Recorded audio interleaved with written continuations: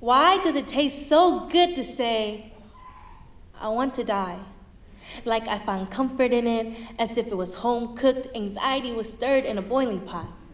The depression sat there, covered over the steam, adding all the flavor, and sometimes I want to uncover the lid before it's finished, to sweep in the smell, hot I sweat, and it makes my cheeks flush. Alcoholism being the key ingredient to season, bringing it all together. This mental illness is a family recipe, shared around the table on Sundays, something to wake up to, something to savor, something to starve all day for, too good not to slurp, to smack your lips and kiss your fingertips. This was a dish I craved when days I couldn't eat no more.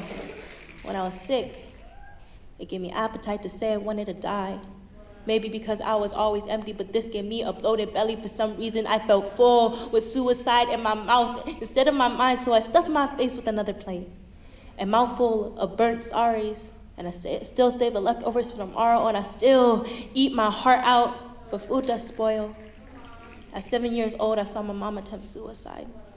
I don't know if this was the first time, found it wasn't the last. Over 10 years later, the pot still boils. The aroma still fills the air. I still find home in it. I still eat my heart out. My heart is in my stomach. My tummy aches from too much things to tell. I eat too fast. It causes indigestion and heartburn with all these herbs and spices. Choked on chili peppers. Whiskey is good to wash it down.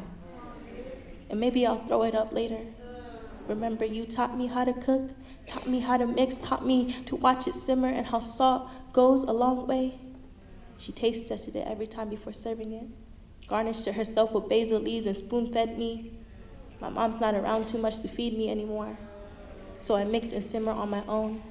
This time I put too many tablespoons of turmeric tears. I can't ever get it just right. I remember she used to whisper prayers into each scoop, used to blow wishes to cool down the soup.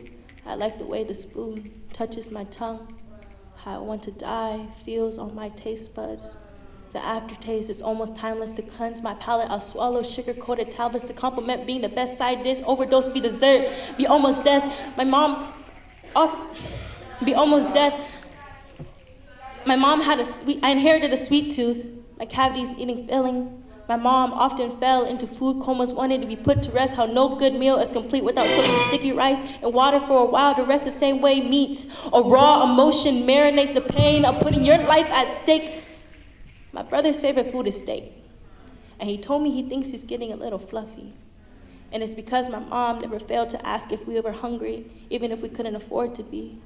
When we had no lights, we still had a gas stove, still managed to make a meal out of chicken, coconut milk, and curry. And to get seconds, bends, don't spill some, it'll slip out.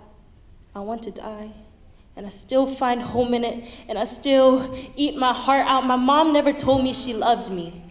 She only ever said, come and eat.